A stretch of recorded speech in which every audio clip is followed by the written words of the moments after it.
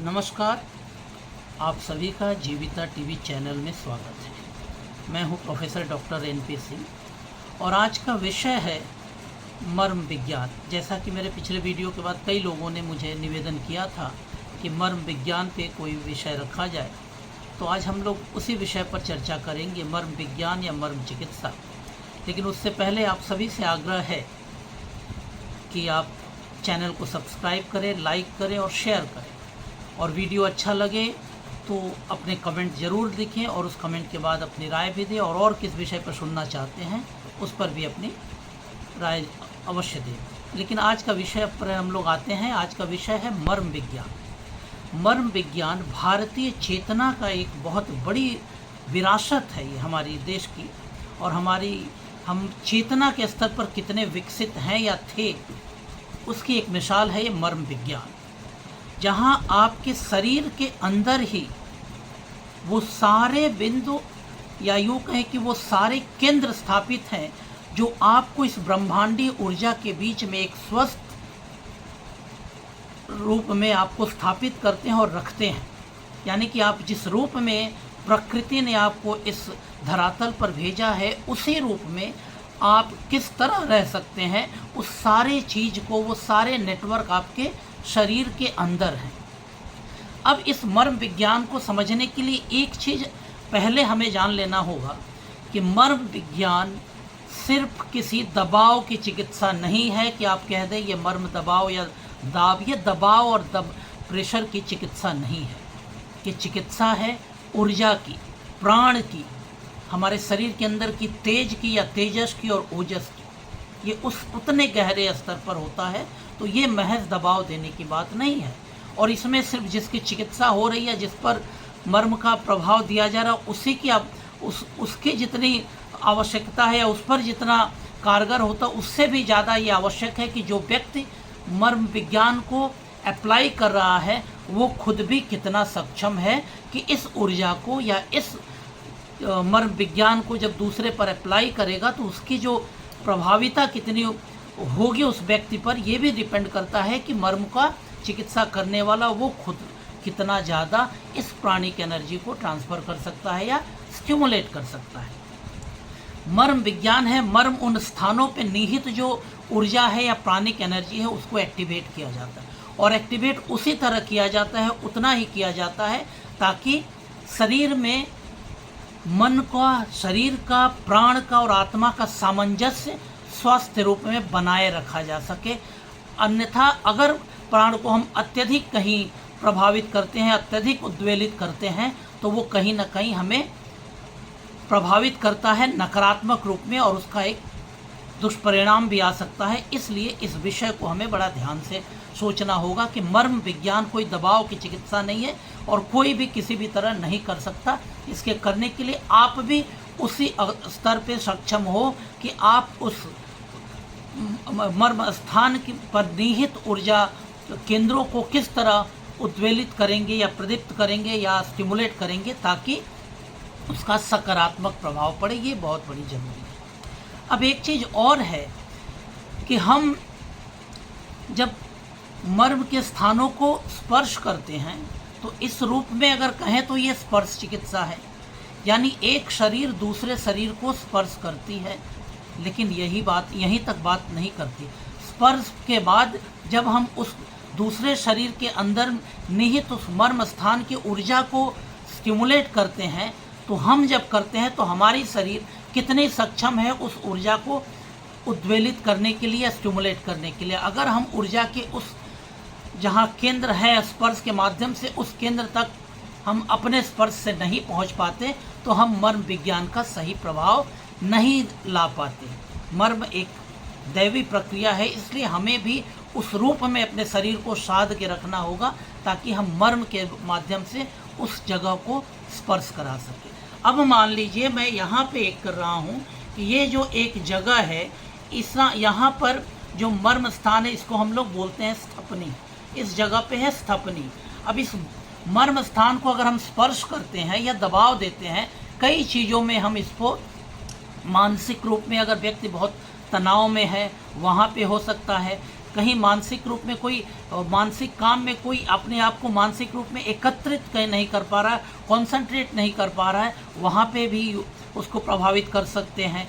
कई बार हम लोग सर के और आँखों के कई रोगों में भी उसको प्रभावित करते हैं। लेकिन मर्म का मतलब है सिर्फ रोग मुक्ति नहीं। एक साधारण भाषा में हमें लगता है कि हमें रोग हुआ है तो हम रोग मुक्ति कैसे करें।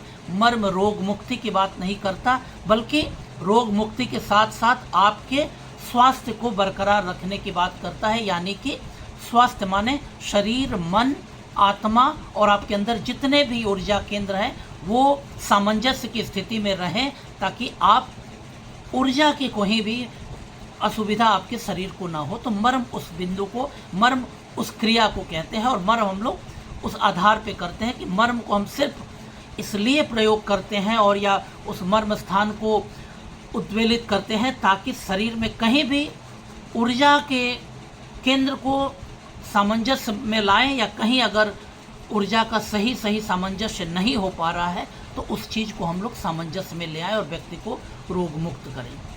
और एक बात यहाँ पर आप लोग को बता दें जो बहुत महत्वपूर्ण है कि जब हम मर्म स्थानों को स्पर्श करते हैं, यानी एक व्यक्ति दूसरे शरीर के मर्म स्थान को स्पर्श करता है और वहाँ की ऊर्जा को उद्वेलित करना चाहता है या करता है, तो जो इस माध्यम होता है वो शरीर होता है, यानी अन्नमय कोश होता है। और हमारी यौगिक परंपरा में या वैदिक परंपरा में पंचकोश की बात है। अब ये जितने भी अच्छे मर्म के साधक होते हैं वो अन्नमय कोश को माध्यम बना के मर्म स्थान को स्पर्श करते हैं। अब वहाँ से वो या तो प्राणिक एनर्जी को या प्राणमय कोश को उद्वेलित करें, या ऊर्जा के उस मर्म स्थान को इस तरह उद्वेलित करें कि प्राणिक कोश को हम कहीं ना कहीं सामंजस्य में ले आएँ, या उसके बाद मनोमय कोश को साथ में सामंजस्य में ले आए, या विज्ञानमय कोश को ले जाए। यानी मर्म विज्ञान शरीर के माध्यम से आपको चेतना के उस उच्चतर स्तर तक ले जाती है जो हम साधना के क्षेत्र में सोचते हैं कर सकते हैं।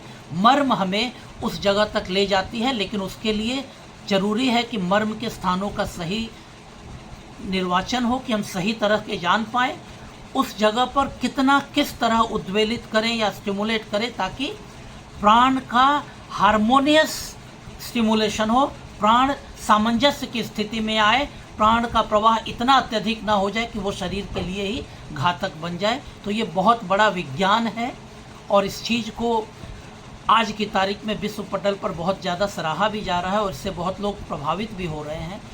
तो मर्म विज्ञान पे हम लोग बहुत बेसिक कोर्स भी स्टार्ट कर रहे हैं या किए हैं। जिनको भी ये जानना हो, सीखना हो, किसी भी जो मर्म के विशेषज्ञ हैं उन्हीं से सीखिए। किसी की सुनी सुनाई बातें और कुछ पढ़ के मर्म को किसी पर अप्लाई ना करें। ये मर्म बहुत गहरा विज्ञान है और इस गहरे विज्ञान को समझ के ये करिए। और इस विषय पर हम लोग और आगे कुछ ना कुछ आते रहेंगे और विषय करते रहेंगे। आज था कि मर्म को हम लोग सिर्फ बेसिक चीज़ों पर आएँ, और बेसिक चीज़ पर यह है कि मैं आज आप सिर्फ इतना ही कह रहा हूँ कि मर्म को हम जो कर रहे हैं, अगर वो अच्छे से मर्म को उद्वेलित कर पा रहे हैं तो वो शरीर पर घातक प्रभाव डाल सकते हैं। ऐसे व्यक्ति को आप मर्म चिकित्सक के रूप में भी स्वीकार मत करिए। दूसरी बात जो मैंने कहा कि मर्म के माध्यम से मर्म को उद्वेलित करने के लिए हम शरीर को या अन्नमय कोश के माध्यम से उद्वेलित करते हैं।